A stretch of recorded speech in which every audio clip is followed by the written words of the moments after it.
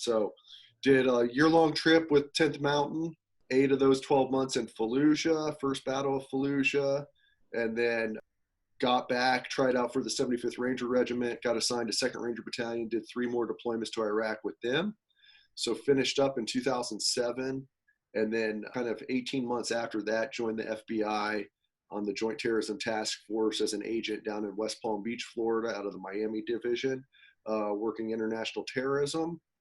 And then left that in 2013 after about 4.5 years. We can talk about kind of the role PTSD played in that and why, some things were off kilter, that the FBI wasn't really fulfilling the role that I thought it could or it would, with what I was missing from the military aspect. But then started my own security consulting company, as well as took over. We have a family business, a government contracting business that I took over. So kind of been dual hatting that ever since 2013, kind of got into media consulting as well. And that kind of brings us up to present date on the professional side. And then obviously on the better side, the personal side.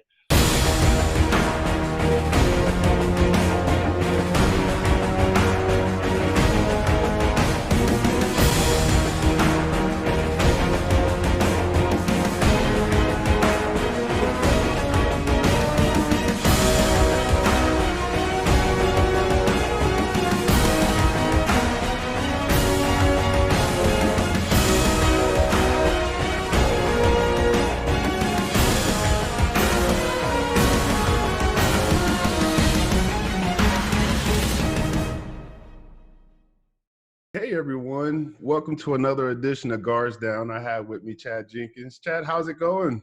Hey, it's Corona 2020, man. Game face on, let's go. I know it. I'm well. We're holding the fort down and figuring out this homeschooling. So trying to remain positive. So how are you? I'm doing well. I'm doing real good. I'm here in New Orleans, holding it down. It's one of the other hot spots for Corona. So staying safe and staying indoors is like the biggest key parts to it. Yeah, absolutely.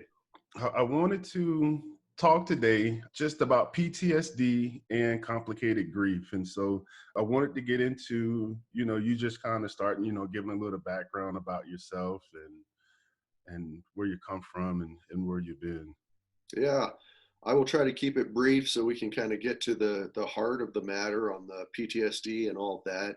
So real quickly, grew up in Dublin, Ohio. That's currently where I live as well. We just moved back in the last year, but grew up here. I got recruited to play football at Army. It was the best school at the time that was recruiting me. So I said, all right, that's where I'm going. Didn't know much about the Army. I went to West Point's prep school and then West Point, 4 years there. And then graduated, had to stay on as a graduate assistant because I tore my PCL my senior year. So stayed on 6 months later, but branched infantry. So then went the infantry route out of West Point, did airborne school, Ranger school down at Fort Benning, Georgia, and then got assigned to 10th Mountain Division. Right after Ranger school, I was going to put about 30 days of leave in to try to asked my wife to marry me. She was my girlfriend at the time, trying to propose.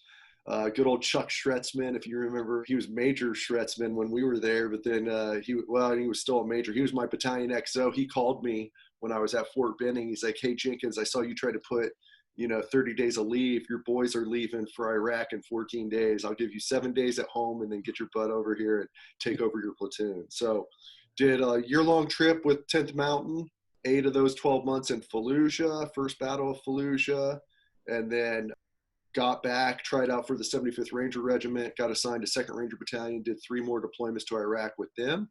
So finished up in 2007, and then kind of 18 months after that, joined the FBI on the Joint Terrorism Task Force as an agent down in West Palm Beach, Florida, out of the Miami Division, working international terrorism.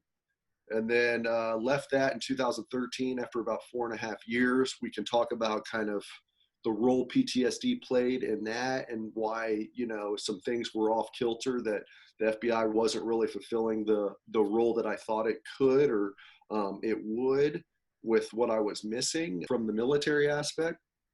but then started my own security consulting company, as well as took over.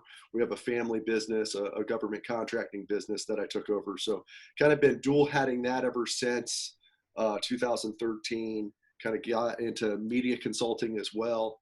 And that kind of brings us up to present date on the professional side. And then obviously on the better side, the personal side, married my wife in 2004, December of 2004. After the first year-long deployment, we got married.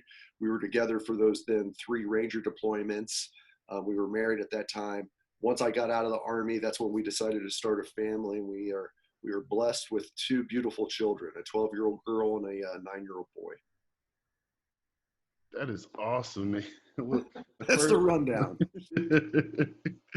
Well, I appreciate your service and all that you did for us at West Point, as well as, you know, your military career, and with the FBI. Man, so you've had some experiences. Yeah, I mean, we all have, right? We have all had experiences. That's what really, in every one of our stories, you have a unique story to you. I have a unique story to me. And that's what makes each of us, you know, unique and gives us that identity. But at the same token, you know, the trials and tribulations I've been through are nothing that has never happened to anyone else either. So there's, Mhm. while it's unique, there's similarities with others to draw upon those experiences. Got you. I got you. Okay. Well, to get into it, Yeah, right? let's do So it.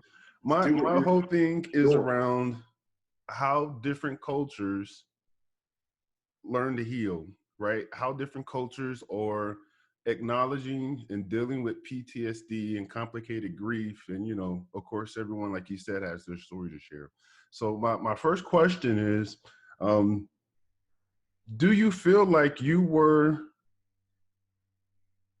well equipped growing up to learn to deal with PTSD and complicated grief or grief?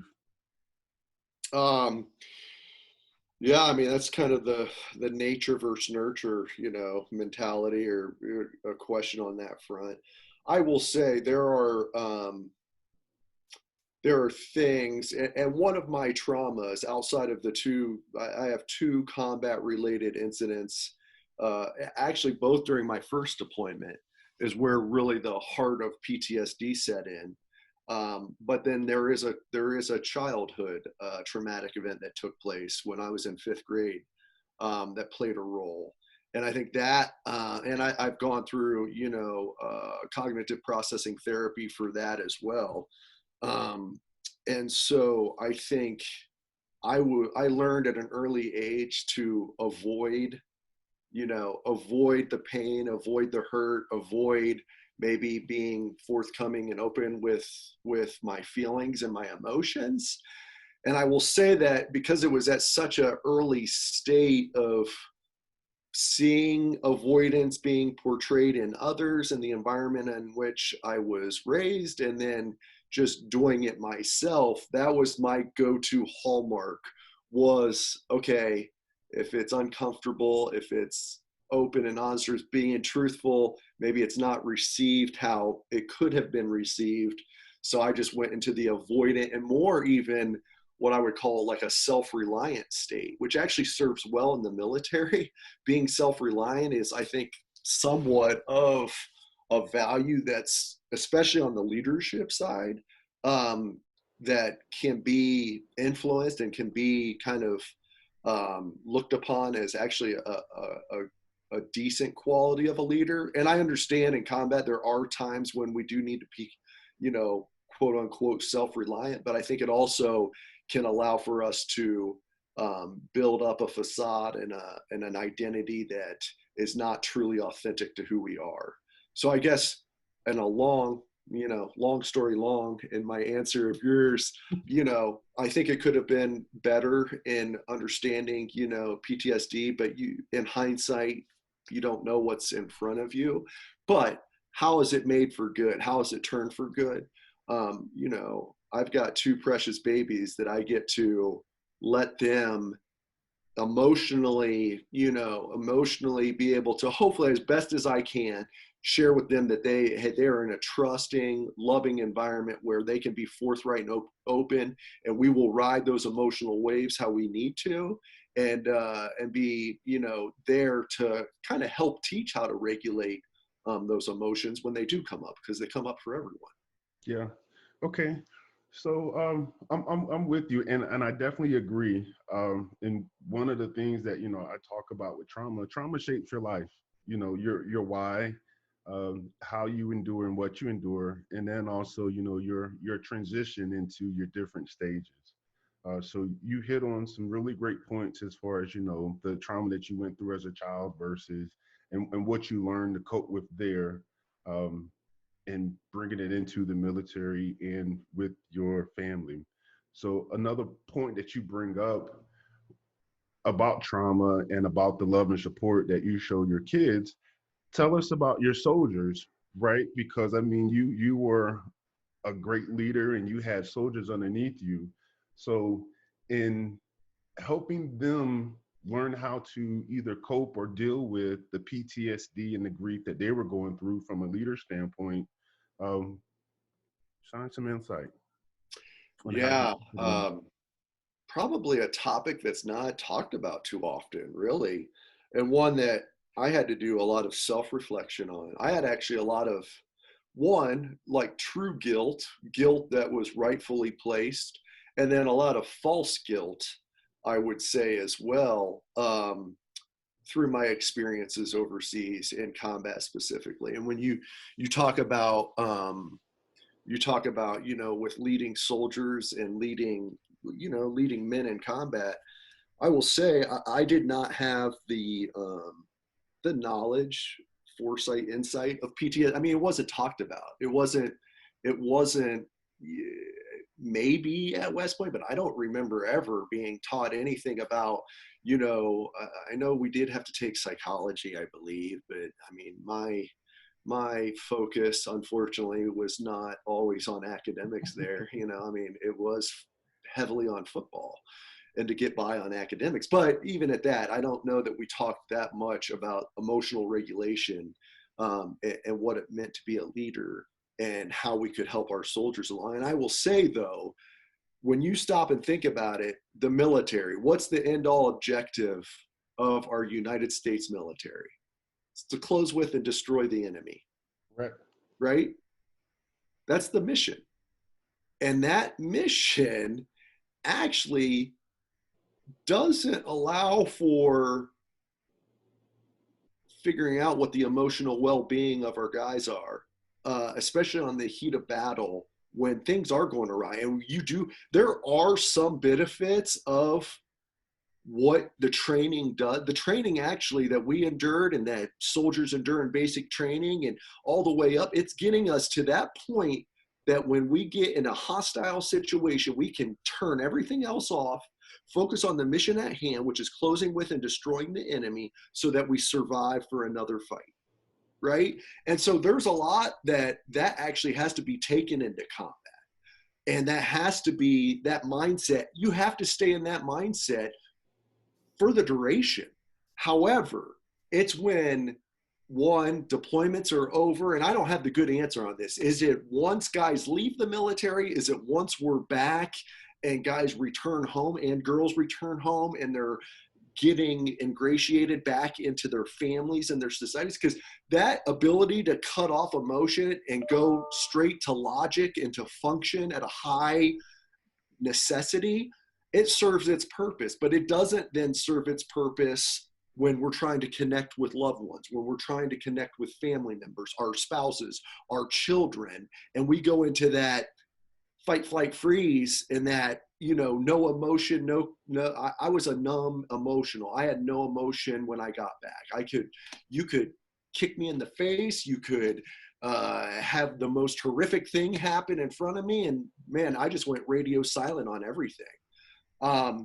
So in that, I think it's educating. And now what can we do today? It's educating now. It's educating what you're doing for those guys who aren't in or who are maybe coming to the end of their career And now, the weight of all of those burdens are on them, which they had to do when they were in that situation, good, bad, or ugly. I mean, we've got scars of war, man. I mean, that's the ultimate, most unfathomable thing, is taking a life of another, right? But when we have to do that, and we do that, unwinding that, unpacking that, being honest with all the emotions and thoughts that come with that, is how we can now serve those who were alongside us in combat. Because I will say, there were times overseas, and I've actually worked through this in the cognitive processing therapy at the VA, of where I was holding on to, like, I was such a jerk. I was such a jerk to my guys because I told them to,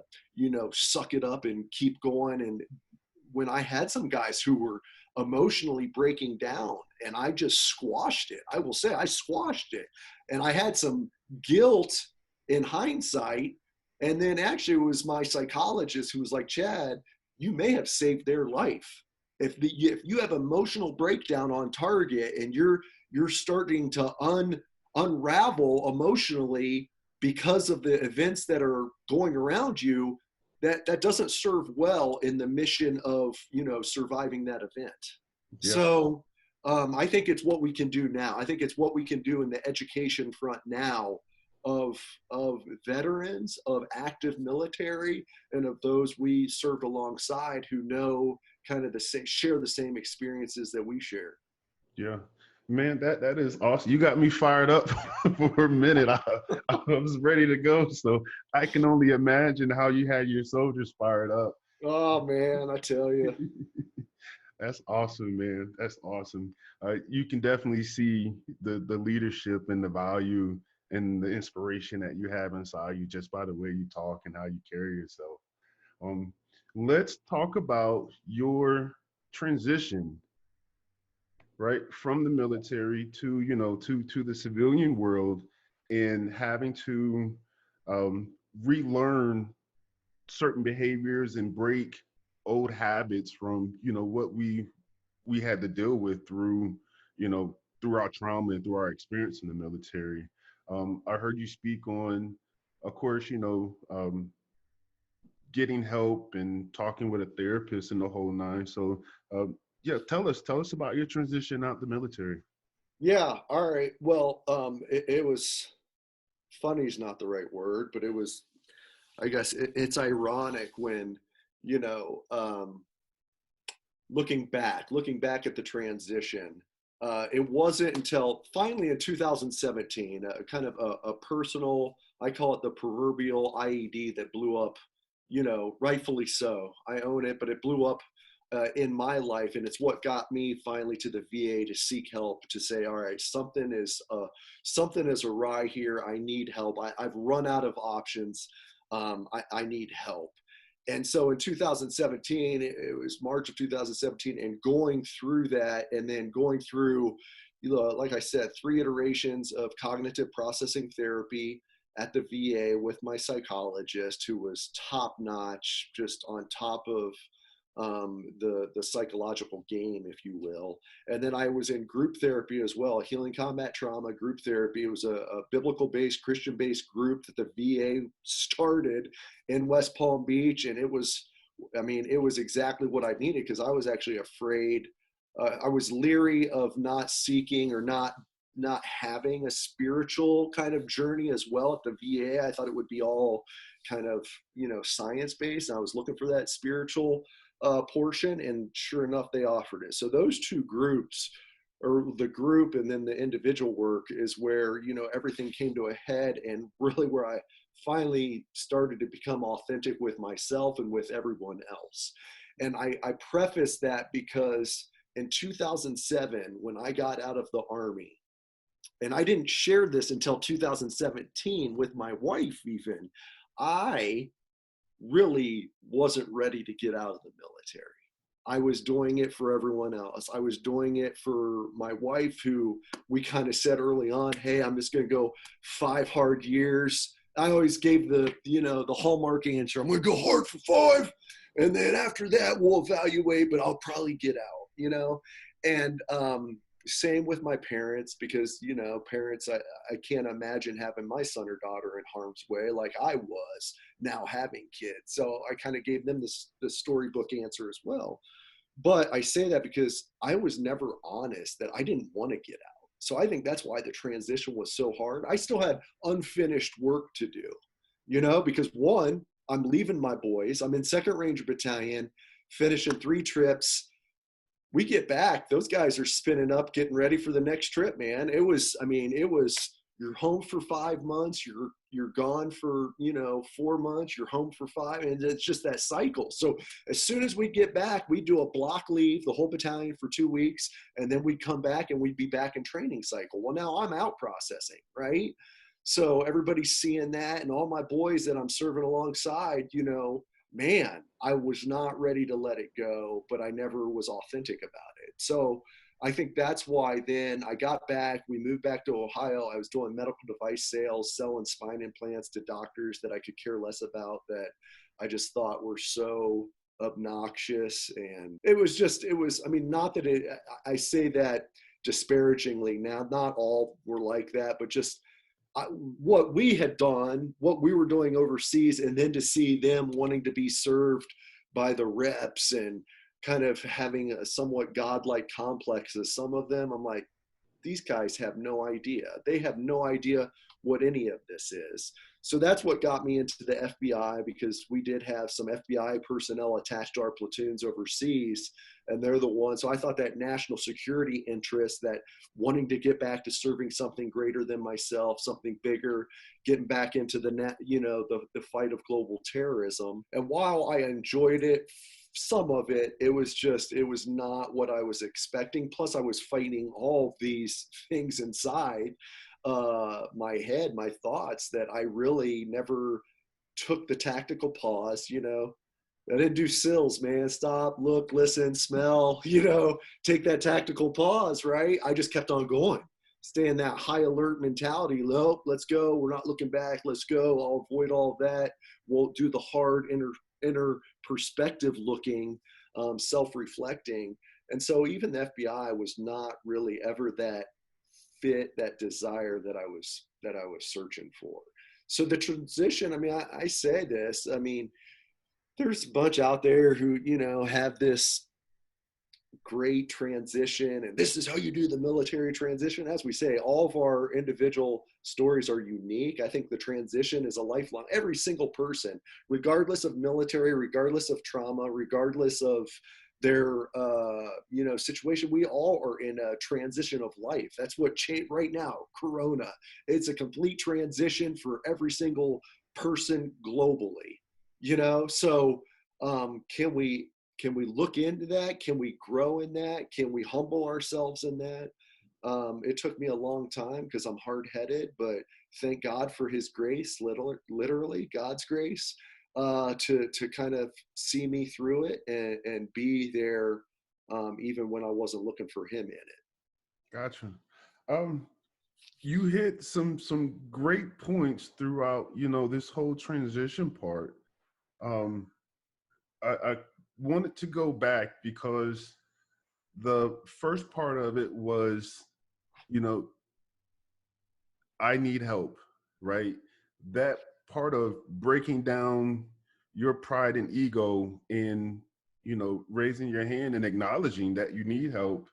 The second part is, I want you to talk a little bit more about cognitive processing therapy, what it is, what can a person who is looking for treatment, what can they expect, from it, Yeah. and then the faith-based portion of you going through your healing. All right, cool. So ego, pride. That's such a great one, man, because I think at the heart of the root of all sin, really, when you stop and think about it from like a biblical standpoint, is, the pride of, I'll just keep it first person, the pride in me. That's where, sin can be rooted.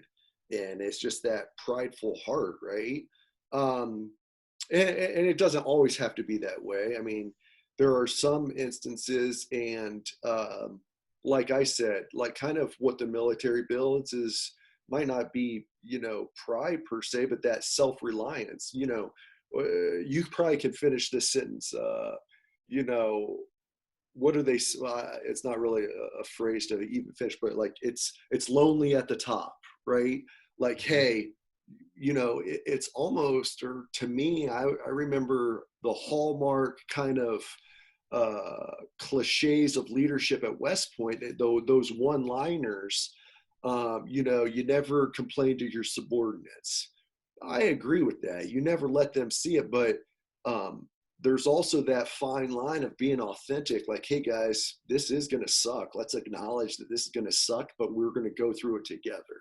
You know, but that whole it's lonely at the top. You got no one to go up to. You go up higher, superiors might not want to hear you griping and bitching, and you can't go down. So there's that, okay, man, I just got to gut this myself. And a lot of times that's where that self-reliance happens. And, the hallmark, hey, the platoon is only as successful as, the platoon leader whose responsibility is you're responsible for everything the platoon does or fails to do, Mhm. and we take on that responsibility and that accountability. But a lot of times, maybe a failure that the platoon had, it's not a direct responsibility of even the team leader, the squad leader, or the platoon leader and platoon sergeant, but it did happen. But then that takes on this false like, hey, I have to take all of these burdens on because it's my responsibility. And I get the mindset of why that has to be, but I think, I do think the military is a little bit rigid, and because it's allowing for guys to take false guilt and false shame for some things that might not have been in their control and their purview, and responsibly accounting, or putting that on whoever it was. um, Gosh, way off track, but I don't even know if that answered the ego and pride. Hey guys, it's Jerome. Greg and I wanted to invite you to the community that we created for the whole Guards Down family. Jump on Facebook or check the show notes for the Guards Down Facebook group. There you'll be able to find a community of folks who are committed to raising awareness about complex grief and PTSD. Look forward to chatting with you guys in the group. Now let's get back to the episode. Yeah, the whole point of breaking down and asking that you need help or acknowledging that. I mean, you're hitting it right on target. I definitely agree with you with the taking on that false guilt. I remember my times in and being in situations where you feel helpless, right, and you want to do more, and just the nature of who you are, you'll take on that guilt, on that responsibility, because I mean that's just who you are, right? Mm-hmm. Because like you said, it's lonely at the top. Someone has to do it, and we both raised our hand to volunteer to take on that. So I definitely get what you're saying. So yeah, tell us, how did you break down and ask for help? Yeah, so and now we'll get into the cognitive processing therapy. So, and I will say, when I was getting out of the FBI in 2013, because it was an anomaly, I was an agent. I only been an agent for 4.5 years, and now I'm calling, HR in DC saying, hey, I'm resigning from the FBI. And they're like, what? Agents don't do this. I mean, that's like the hallmark dream job of agents. They usually do their 20 to 25 and retire out of there. And I just wasn't finding it, truly satisfying. So at that point, I'm like, man, okay, I got out of the military. I did dabbled in a couple of things before joining the FBI. Now this isn't the right fit. So I did. I went to the VA and I talked to I think it was like a social worker or a therapist 2 times.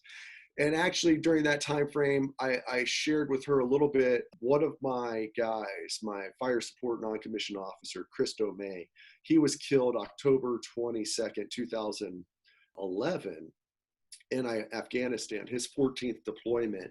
And I was in the FBI at the time, but when I got that phone call from my old platoon sergeant, Jake Denman, It was a Friday night, and dude, it brought me, it's like one of those moments where, you'll get to your knees, or Jesus will bring you to your knees. Like Jesus brought me to my knees. I mean, I was not expecting that, because Chris was just one of those unbelievable dynamic leaders, and in the tribe, man. If you want one dude in your foxhole, that's who you wanted, during the good times, the bad times, and the ugly. But it broke me quite a bit.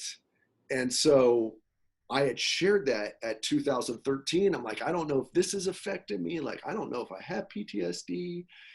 And why am I getting out of the FBI? Like, what's going on? And she finally was like, after the second therapy, she's like, Chad, you're a young guy who's very enthusiastic. You're purpose driven. You don't find satisfaction there, so you're going there. It's not like it was 25 years ago where a person stays in one job. And I took that and I ran with it. I was like, that got me my check in the box. Like, I don't have PTSD, but I will say, once again, 2017, finally, when I'm completely honest, I wasn't authentic with her. I told her what I wanted to say. I told her what I knew she wanted to hear. Anybody can do that, man. We don't have to share every single thought and everything that's going in. Only the individual person knows that, right? And that's why I can put on a great show. I put on a great show for years and years. So I gave her just a little bit of nuggets to kind of do that, check the box, be like, nope, I'm good. And I will say, from a calloused, unempathetic standpoint, there were times after that I would almost make fun of guys who were sharing that they had PTSD. I was like, whatever. Like the whole false masculine, false pride, false ego. Like, man, that guy doesn't have what it takes. Man, I did all this stuff. I don't have it. And the Lord has a way of humbling us. The Lord has a way of disciplining us. It might be painful at the time, but it's for our good. And I accepted, and we could talk about the faith at the end. But so 2017, personal blow up goes off, and it's like, all right, God, you got my full attention. Before, I consider it like an onion. I gave him, you peel that outer layer of the onion. That's what I gave him. Okay, you got the one. And then when 2011 Domey got killed, he got about 4 or 5 layers of me.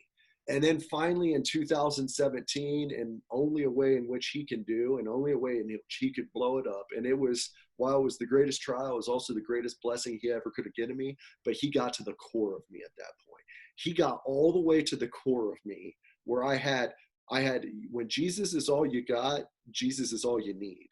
And it was that moment where he got all of me, and I said, I'm giving you all of me. Like, there is no more barriers between you and I, God. I am giving everything to you. And even at that moment, there was about 2 weeks until I went to the VA. And I was having fleeting thoughts, man. I was having fleeting suicidal thoughts. I wasn't, not so far of an ideation that I was planning it out and anything, but there was a couple zingers, thoughts that went on. And I'm like, what is this? I had never had that before. And so I got, on a Monday morning, I drove myself to the VA. I went to the West Palm VA. They had a mental health PTSD clinic. And I went there and I sat in that lobby. I said, I'm not leaving until you see me. I am not leaving this lobby until you see me. And I will say, to their credit, man, they saw me that day. They did an hour evaluation. They did another reevaluation the following day. And a week later, I was assigned to the PTSD clinic, assigned to my psychologist. And that's when the process started. And, that's God's greatest gift right there, man. Because the VA was unbelievable for me. I know everybody has their own story with the VA, but from the mental health standpoint and from the PTSD clinic at West Palm Beach, man, those girls and men, those guys, men and women working in that clinic are top notch on their game.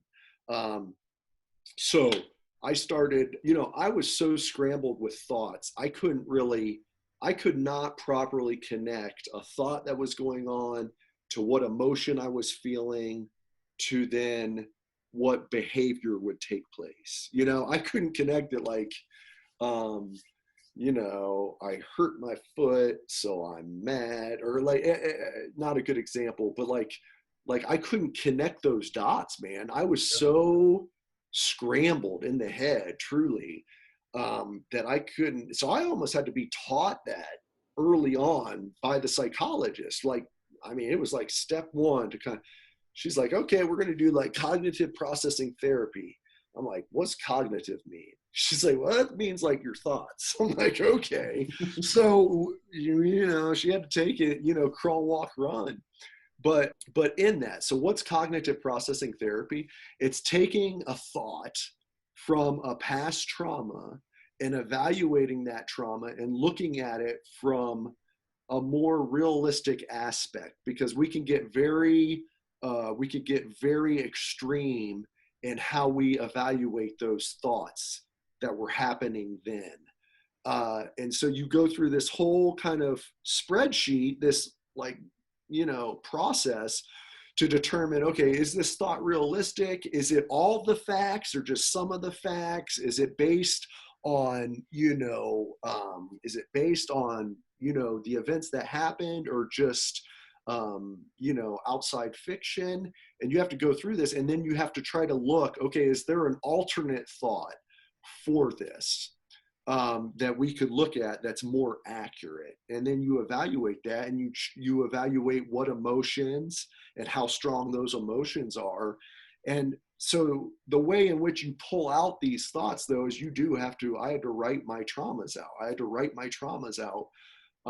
My first one was writing about a trauma in which it happened in the spring of 2004.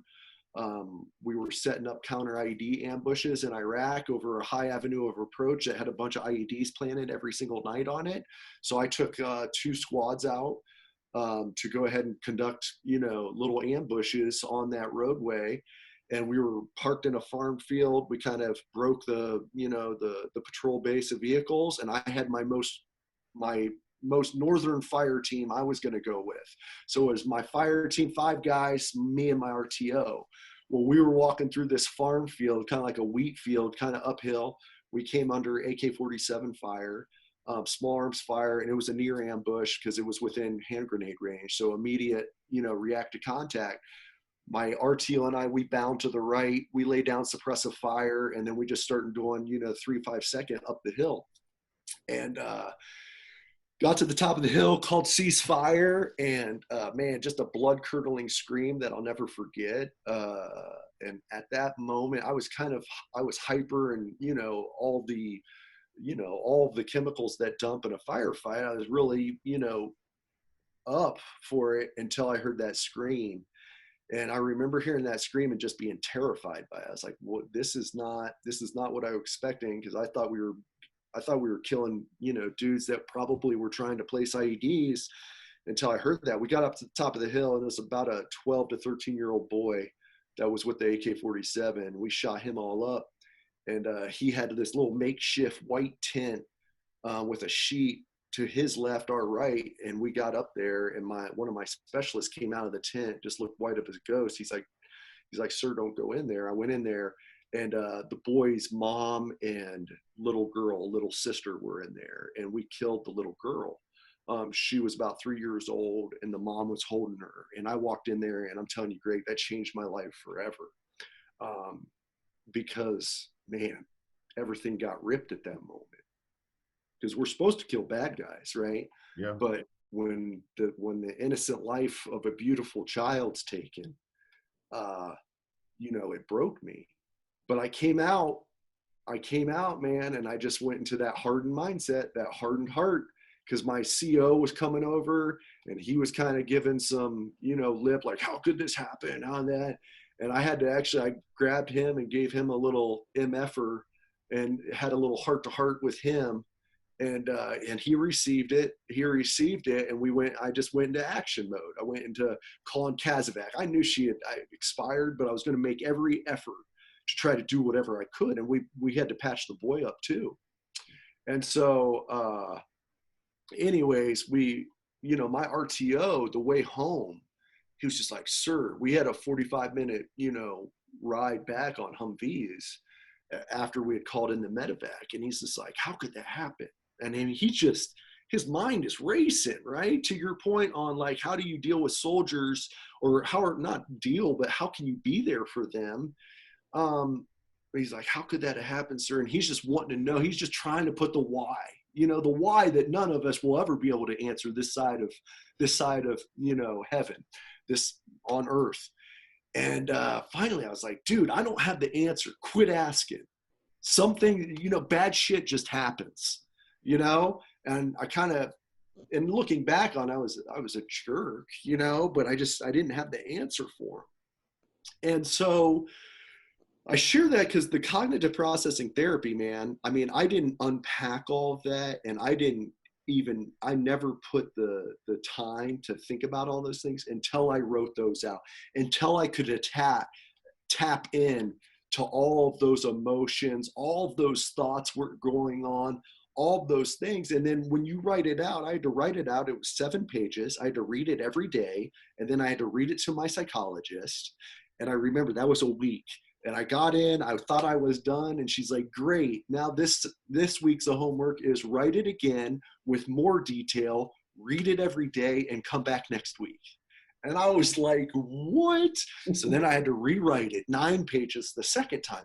But what it did is it unloaded all of those thoughts and those feelings and those emotions that I wasn't able to display on target that night, that I wasn't able to share with, or that I never did share with anyone.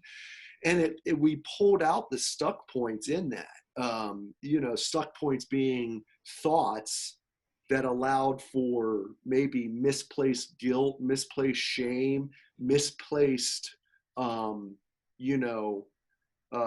identification, and able to work through those and then see if there were alternate thoughts that could be brought out of those by looking at them in a more healthy light, in a more educated light. Not to make negative thoughts positive, because it's not making negative thought. It's not taking a bad thought and making it a good thought. That I don't like the false ideals of that. It's taking a negative or a thought that might be misplaced and making it realistic. Okay, what's the reality? Okay, as best as we can evaluate given the circumstances, which I like that. I don't like being overly false optimistic. I want to be based in what's truth, what's authentic, what's real. And that is really what cognitive processing therapy is about. And it's awesome. So, so that hits CPT. Do you have questions on that, or you want to hit the spirit? Yeah. So there are a couple of questions, and I mean, you answered all 3 with, with the pride and breaking down and asking for help. You definitely explained the cognitive processing therapy, and also, the biblical side of you humbling yourself and, before God or before a higher power, and, just not only seeking help from a physical standpoint, right, with the therapy, but also from a spiritual, emotional side with, just humbling yourself and going before God. So I mean, you definitely hit all of those points, and I really appreciate you, sharing, that piece of your life and your story. It damn near brought me to tears because I can relate on so many levels. And I mean, like, brother, I love you and I appreciate you, like, tremendously. I guess this point, right? Because one of the things you said, which is very true, is bad shit just happens, right? Yeah, right. And so you can't prevent it, right? You don't know what you don't know. You make the best decisions you can make in that moment, given the information that you have, right? So I mean, there's nothing that you or I or anyone could have done to prevent, some of the trauma and the grief that we went through, right? We shit just happens. We have to go through it, when it does. So my next question, right, is understanding that bad shit happens and, you know, you have to go through it. What would you tell your younger self or a person that might be out there going through it before they get to that blow up point? Yeah, that's the goal, is to use our experiences, good, bad, or ugly, all of them, right? Be forthcoming with them, not try to have this false sense of having it all together, man, because that's not real. No one has it all together. And if we can prevent somebody from going to that blow up, to save, you know, their family dynamic, their marriage, their job, their life, right? Um, I would say this. I mean, we know they're not alone. I mean, and that's why we got to have this dialogue. And I think this dialogue, mental health, remove, you know, just PTSD or just combat veterans. Mental health is something that affects every single family in the world. I mean, it just is.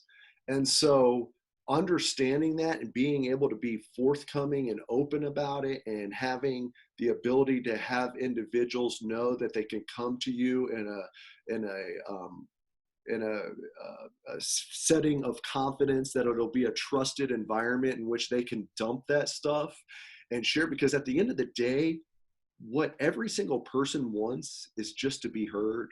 You know, if a person knows that they can just be heard. And I would say, you know, on the combat veterans specifically and reaching that community, we have been in situations that allow for, that will cause even horrific thoughts to enter the mind. It's the reality. And every person also has horrific thoughts, but I think it's even maybe even more amplified by what we have done in our service to our country. And I want it to be known that, man, take those thoughts, find somebody that you can be open and honest with, to have those heart to hearts, man. I mean, the tribe is often smaller than it is larger. I have found my tribe is smaller than it is larger, but my tribe that I have, man, I can take anything to them. And it's not from a judgmental, from a, oh, are you serious? It's from a place of love, of compassion, of empathy, of, I'm willing to stand in that fire with you, Chad. And we've got to get guys and girls to find those tribes, to have them.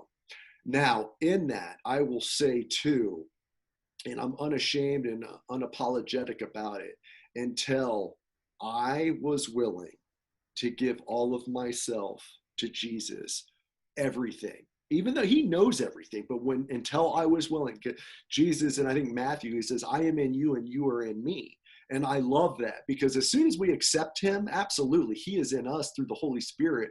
However, we still have that decision to wall him off, and to wall him off from coming into all of us. And it wasn't, my experience is that until I was willing to give him everything, my good, my bad, but especially my ugly, did he start to orchestrate all of the things in my life.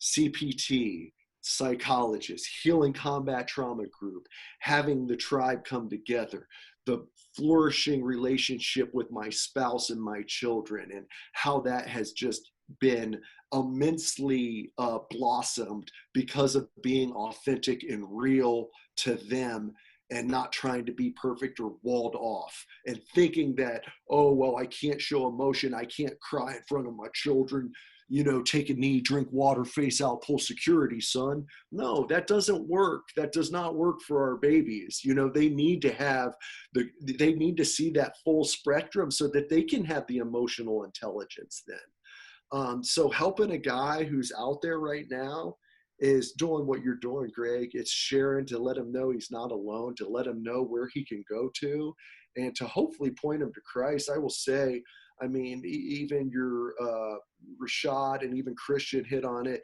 There's something about it. I can tell you, healing combat trauma, you know, yes, I've done yoga, I've done CPT, I've done interpersonal skills at the VA. I've done all these different things. God created everything, right? So all of those things might temporarily work and might benefit us in the here and now. But from a spiritual is deeper than physical, because spiritual is forever, right? Your spiritual being is more real than your physical being. If you really stop, that's the way I look at it. So it wasn't until I turned to him fully that all of that started taking place, man. Got you, man. I appreciate that, brother. I really do. And so, you know, we'll close out with this portion of it. It's really been great having you on and talk through this whole piece of, you know, like the scars of war. Yeah. I think that's what I'm going to title this one. Nice. And I mean, like, it's been amazing just to hear your journey and your process. And I mean, like, I've always looked up to you. I'm very proud of you. And thank you for reaching out to me when I needed someone as well. So, so man, my hat goes off to you, brother.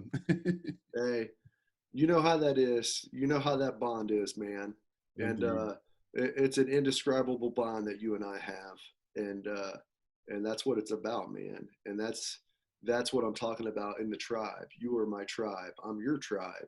And just letting guys know that they have a tribe out there. We gotta let our guard down and be real and authentic with each other. And man, and that hurt that's being felt at the time can be turned to good. You're turning it to good. You know, look at what you're doing, impacting the lives of those out there that need it. And so we're in this together. Let's continue the fight, man. Indeed. So before we go, I will tell, you know, our audience that's out there, if you're on active duty or off, especially if you're on active duty, to seek all the medical attention and help that you need before you get out, right? Use those resources that are available to you, and don't be afraid to ask for help, right? So. Yeah, absolutely. And I will tell you, I mean, you mentioned it before we got started, the whole, like my fireside chats I do, and I'll talk about PTSD sometimes on those, or just life issues. And I've had quite a few guys, you know, reach out to me through the messaging, who are still in and who are receiving those, and who are like, hey, I'm finally at the end of my phase. Like, it's time for me to start taking action. Because there is that, we got to be real. There's the stigma. There's the stigma that comes with it. There's the fear that maybe it will stop them or prevent them from getting that next job in the military, which I think is, the more we talk about, the more light that's brought. I don't think that will be the case as much, but can't say that doesn't play a factor as well. But what's cool about it, to what you're doing, is, man, those guys, these dialogues are starting to let guys think about that and start saying, okay, I need to reach out. Like, what's my next step to prevent that, you know, that catastrophic blow? Because we don't want anybody to have to go through that. Correct. All right. Are there any last words you want to say?